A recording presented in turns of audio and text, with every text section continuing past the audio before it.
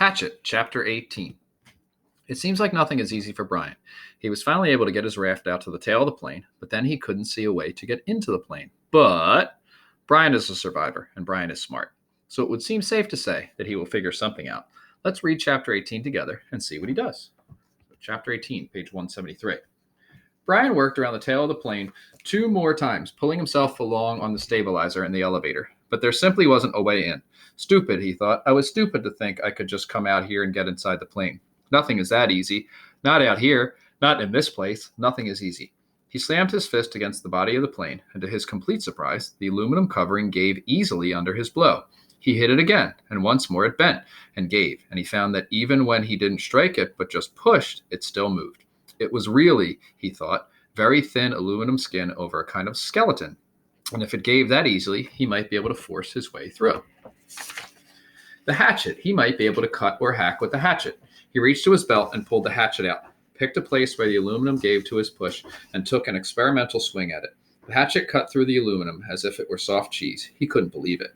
3 more hacks, and he had a triangular hole the size of his hand, and he could see 4 cables that he guessed were the control cables going back to the tail, and he hit the skin of the plane with a frenzied series of hacks to make a still larger opening, and he was bending a piece of aluminum away from 2 aluminum braces of some kind when he dropped the hatchet. It went straight down past his legs. He felt it bump his foot and then go on down into the water, and for a second, he couldn't understand that he had done it. For all this time, all the living and fighting, the hatchet had been everything. He had always worn it. Without the hatchet, he had nothing. No fire, no tools, no weapons. He was nothing.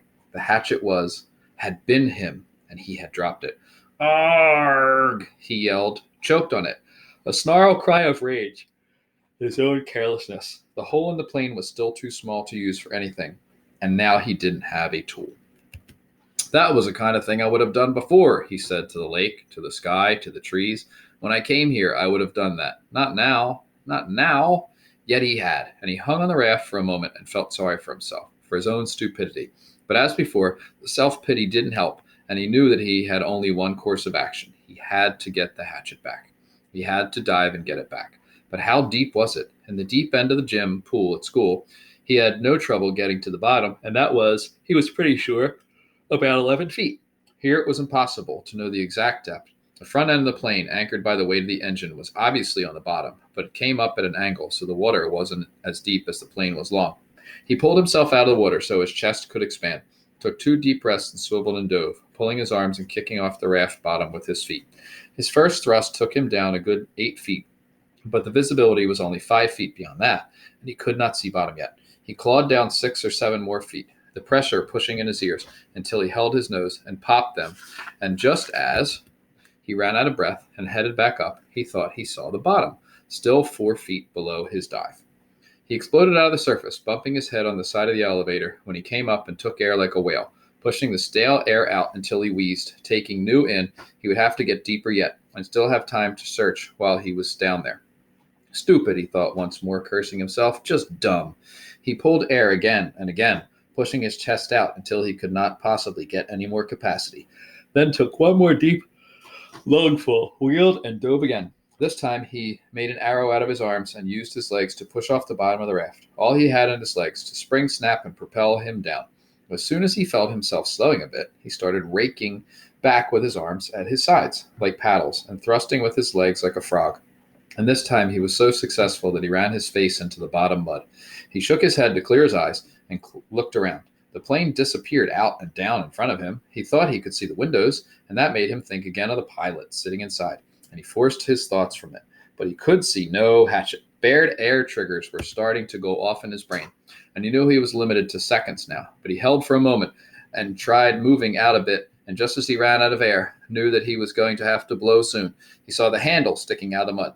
He made one grab, missed, reached again, and felt his fingers close on the rubber.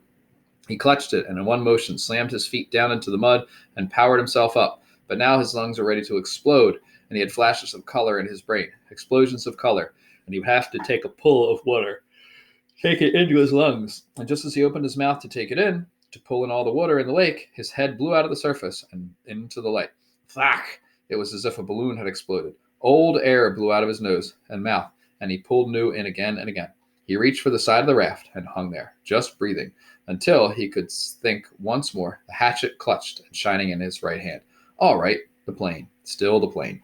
He went back to the hole in the fuselage and began to chop and cut again, peeling the aluminum skin off in pieces. It was slow going because he was careful, very careful with the hatchet. But he hacked and pulled until he had opened a hole large enough to pull his head and shoulders in and look down into the water. It was very dark inside the fuselage, and he could see nothing, certainly no sign of the survival pack.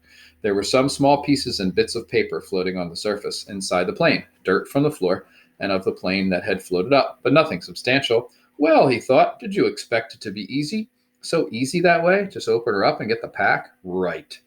He would have to open it more, much more, so he could poke down inside and see what he could find. The survival pack had been a zippered nylon bag, or perhaps canvas of some kind, and he thought it had been red, or was it gray?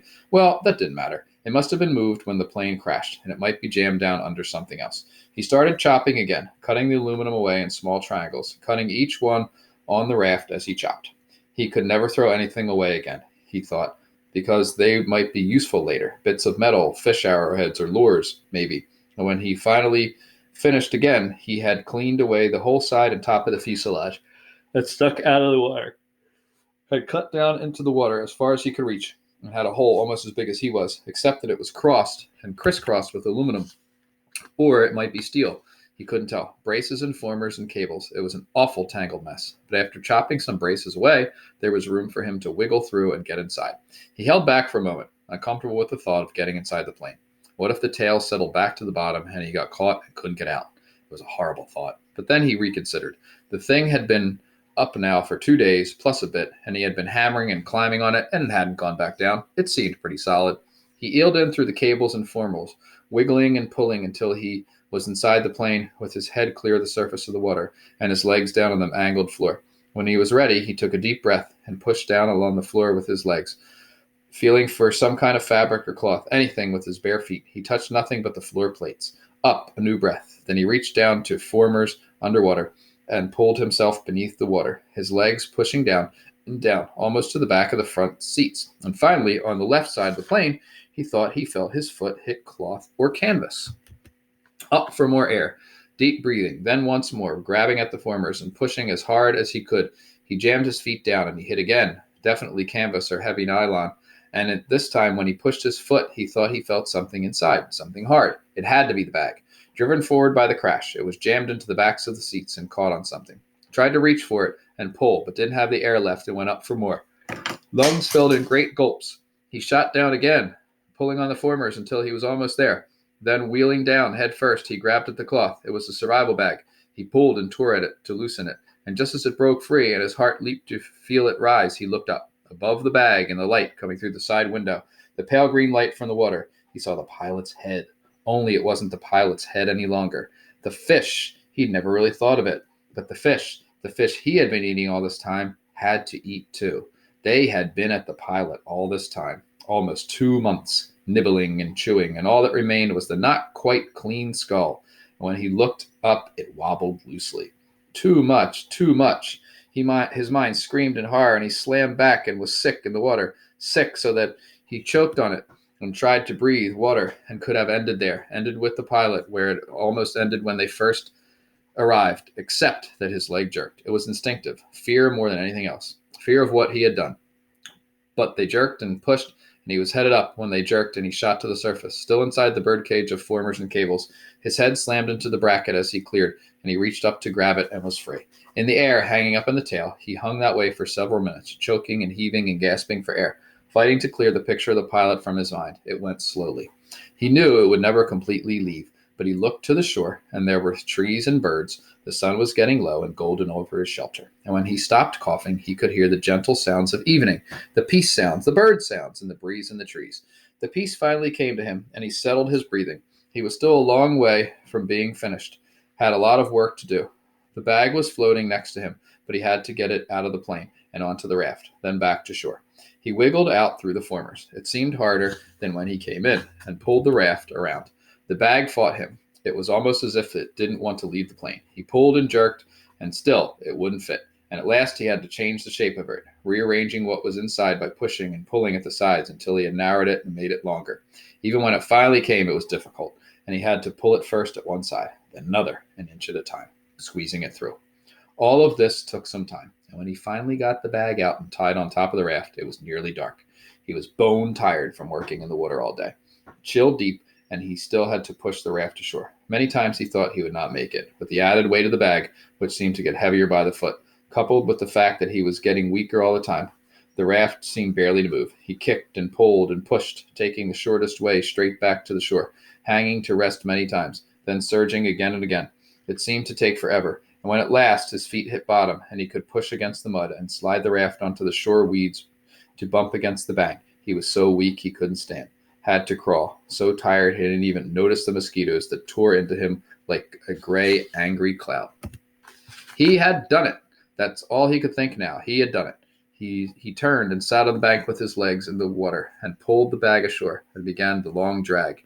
He couldn't lift it back down to the shoreline to his shelter. 2 hours, almost 3, he dragged and stumbled in the dark, brushing the mosquitoes away, sometimes on his feet, more often on his knees, finally to drop across the bag and to sleep when he had made the sand in front of the doorway. He had done it. So Brian was successful. He was able to get the survival pack, but I wonder what's inside. So I guess we're going to have to read on later and find out. Hopefully you enjoyed that chapter and Brian's predicament that he was able to conquer.